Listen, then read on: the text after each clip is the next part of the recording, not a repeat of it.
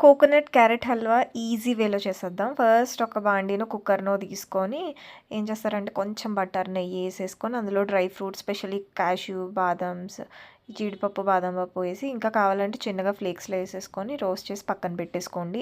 ఈలోపు క్యారెట్స్ తీసుకొని రోస్ట్ చేసి పక్కన పెట్టేసి కోకోనట్ వాటర్ యాడ్ చేశాను. మీరు నార్మల్‌గా పాలు ఏదైనా కూడా యాడ్ చేసుకోవచ్చు. లేదంటే ఉత్తి వాటర్ చేసుకొని అయినా బా కుక్కర్‌లో బాయిలింగ్‌కి పెట్టేయొచ్చు. ఈలోపు పక్కనే ఈ కొబ్బరిని తీసుకొని దాన్ని మనం మిక్సర్‌లో వేసేసుకోవాలి. ఇక్కడ ఉడికిన క్యారెట్‌ది ఏదైతే ఉందో ఇందాక మనం గ్రేట్ చేసుకోలేదు కాబట్టి దాన్ని జస్ట్ అట్లా పప్పు గుత్తితో ఇట్లా మొత్తం స్మాష్ చేసేసి అందులో కొంచెం జాగరీ, ఇందాక మనం తీసిన కోకోనట్ పేస్ట్ ఏసేసుకొని మిగిలిన కోకోనట్ వాటర్ కూడా ఏసుకొని ఒకసారి మనం దాన్ని కొంచెం బాయిల్ చేసేస్తాము.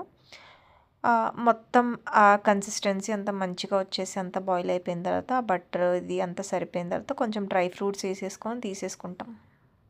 యమ్మీ.